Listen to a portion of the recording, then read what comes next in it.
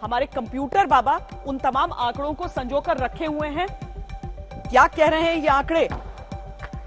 क्यों भारतीय जनता पार्टी चाहती है कि पिछली बार की तरह का कोई जादू उसका चले, और क्यों समाजवादी पार्टी और साथ में आरएलडी सोच रहे हैं कि हमारा गठबंधन वो करिश्माई गठबंधन साबित हो जाए। तो देखिए, पहला फेज जो है 58 सीटें ये पश्चिमी उत्तर प्रदेश का, केवल उत्तर पश्चिमी उत्तर प्रदेश का कुछ हिस्सा बच जाता है जिसमें दूसरे चरण में वोट डाले जाएंगे।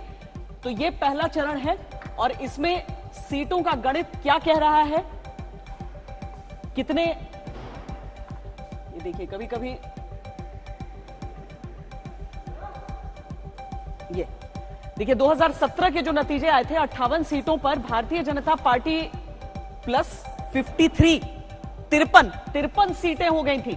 58 में से 53 भारतीय जनता पार्टी के पास गए थे। समाजवादी पार्टी प्लस 3, बीएसपी को 2। हालांकि उस समय यूपी के लड़के भी थे, लेकिन फिर भी हम आपको दिखा रहे हैं उस समय कांग्रेस को यहां से कुछ नहीं और अन्य को भी कुछ, हाथ भी कुछ नहीं आया था। लेकिन कुल मिलाकर इस तरीके से देखिए तो बीजेपी की लहर थी और जमीन पर, और मतदान केंद्रों से निकलते हुए नतीजे दिखा रहे थे कि वो लहर मतपेटियों तक पहुंची थी। अब इसमें हम कुछ महारथियों को देख लेते हैं और उसके साथ ही अपने संवाददाताओं के पास हम आपको लिए चलेंगे। ये उत्तर प्रदेश पे हम जाते हैं और उत्तर प्रदेश के 58 सीटों की तरफ हम जाते हैं। और इसमें देखिए महारथी जब आते हैं तो ये वो चेहरे हो जाते हैं जो मंत्री हैं या फिर इतने बड़े नाम है कि देखा जाना है कि यहां से वो जीत कर आगे निकल पाते हैं या नहीं निकल पाते हैं। हम नोएडा आपको लिए चलते हैं, जहां पर हमारे संवाददाता हिमांशु मिश्रा हमारे साथ हैं। नोएडा से पंकज सिंह कैंडिडेट हैं और उनका जो मुकाबला यहां पर है वो मुकाबला है समाजवादी पार्टी के सुनील चौधरी से और कांग्रेस की पंखुड़ी पाठक से।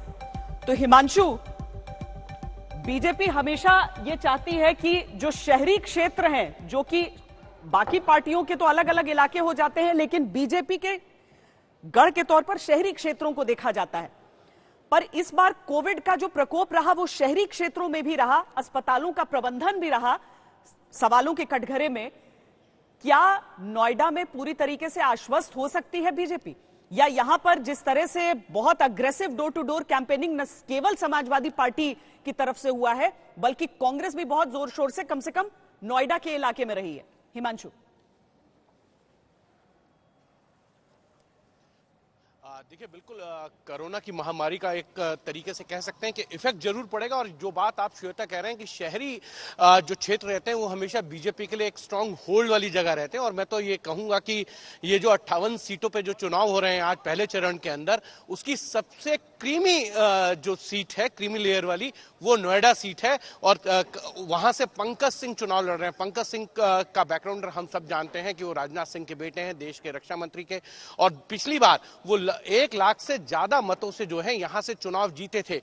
अब देखना यह है कि इस बार समाजवादी पार्टी या कांग्रेस कितना अच्छा यहां कर पाएगी, क्योंकि ये सब कोशिश में लगे हुए हैं कि किसी तरीके से जो है यहां पर चुनाव जीता जाए। क्या नोएडा जैसी सीट पर भी गन्ना और जिन्ना चलेगा, या गर्मी, चर्बी और हिजाब जैसे मुद्दे रहेंगे? यहां असली मुद्दे क्या इन सब के पीछे गौण हो जाएंगे, ये देखने वाली बात है। क्योंकि अगर देखा जाए तो बेरोजगारी, महंगाई और किसान जैसे मुद्दे जो हैं वो इस चुनाव में रहने वाले हैं, या फिर गन्ना, जिन्ना और मैं आपको बताऊं हिजाब जैसे मुद्दे जो पिछले कुछ दिनों के अंदर देखे गए हैं, उसको लेकर भी जो है उत्तर प्रदेश की राजनीति गर्मा गई है। तो क्या मूल मुद्दे जो है वो गौण हो जाएंगे, और जो ऐसे मुद्दे हैं जिनको लेकर राजनीति की जा रही है, वो चाहे सत्ता पक्ष की तरफ से हो या विपक्ष की तरफ से आरोप प्रत्यारोप लगाए जा रहे हैं एक दूसरे के ऊपर। पलायन का मुद्दा जो है वो उठाया गया था बीजेपी की तरफ से, उसका जवाब दिया था अखिलेश यादव ने। उसके बाद जो है गर्मी उतारने की बात की गई थी योगी आदित्यनाथ की तरफ से, तो चर्बी की बात जयंत चौधरी की तरफ से की गई थी। तो इस तरीके के मुद्दे रहेंगे, या फिर असली मुद्दों को ध्यान में रखते हुए जनता वोट करेगी। ये तो 10 मार्च को साफ हो जाएगा, लेकिन इतना जरूर है कि इस बार की स्थिति बीजेपी के लिए बहुत कांटे वाली रहने वाली है। पिछली बार जिस तरीके का प्रचंड बहुमत उत्तर प्रदेश के अंदर बीजेपी को मिला था, इस तरह के जो मुद्दे होते हैं वो कम से कम साइकोलॉजी पे कुछ असर डाले, इसीलिए राजनेता जो है उसका जिक्र कर देते हैं।